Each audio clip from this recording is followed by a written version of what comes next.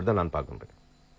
இதே நேரம் அமெரிக்க மக்கள் மத்தியிலும் இதற்கு எதிர்ப்பு கிளம்பி இருக்கிறது. ஐரோப்பிய நாடுகளிலே இருக்கிற அமெரிக்கர்கள், அதே நேரத்தில் ஐரோப்பா அமைச்சர் யூனியனில் மையம் கொண்டிருக்கிறவர்கள், அவர்களும் இதற்கு எதிர்ப்பு தெரிவிக்கிறார்களே. இப்ப உண்மையை சொல்ல போனால் அமெரிக்காவில் உங்களுக்கு தெரியும் ஜனநாயக கட்சி, குடியரசுக் கட்சி ரெண்டு இருக்குது. அப்ப இது குடியரசுக் கட்சி அரசாங்கம்.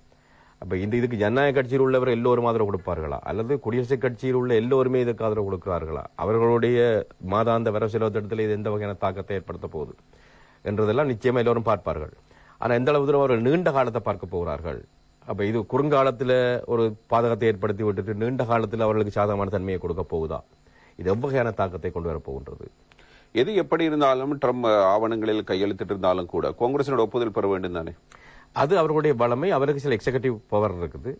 காங்கிரஸ்ல அந்த ஒப்புதல் இல்லாமல் சில விடயங்களை கையாளக்கூடிய ஆற்றல் உங்களுக்கு தெரியும். அவர் 1800ஆம் ஆண்டுகளில் இயற்றப்பட்ட சட்டங்களை கூட பயன்படுத்துறார்.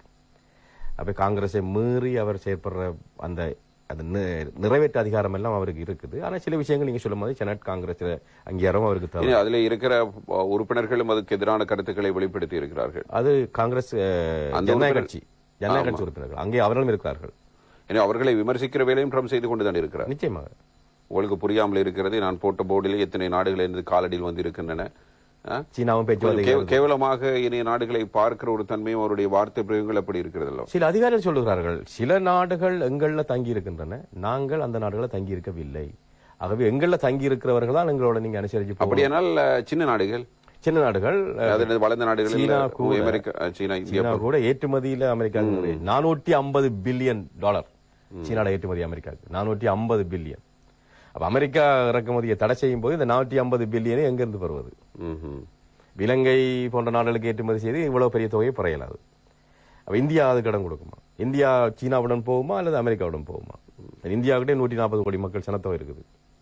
ஆனா இந்தியாவுக்கு ஒரு சின்ன சலுகையை கொடுத்திருக்காரு இல்லையா? அதான் சீனாவோட ஒப்படக்குள்ள இந்தியாவை அவர் ஒரு சீனா செய்த மாதிரி இந்தியா பெரிய அளவு ஆப்பிரிக்கா, லத்தீன் அமெரிக்காவில எல்லாம் முதலீட்டுக்கு போகல. சீனாட வளர்ச்சி நான் சொன்னேன், சீனாட தலா வருமானம் $12,000 மேல, இந்தியாவோட தலா வருமானம் 2500 மேல. சீனா போல இந்த அளவுக்கு இந்தியா பெரிய ஃபாரின் ரிசர்வை குமிக்கல. அப்ப எல்லா நாடுகளை நோக்கி விஸ்தரிக்க முடியல. அப்ப அவர் அதால தான் அவர் சீனாவை தான் தன்னுடைய பொருளாதார எதிரியா முன்னிறுத்துறார், இந்தியாவை அல்ல.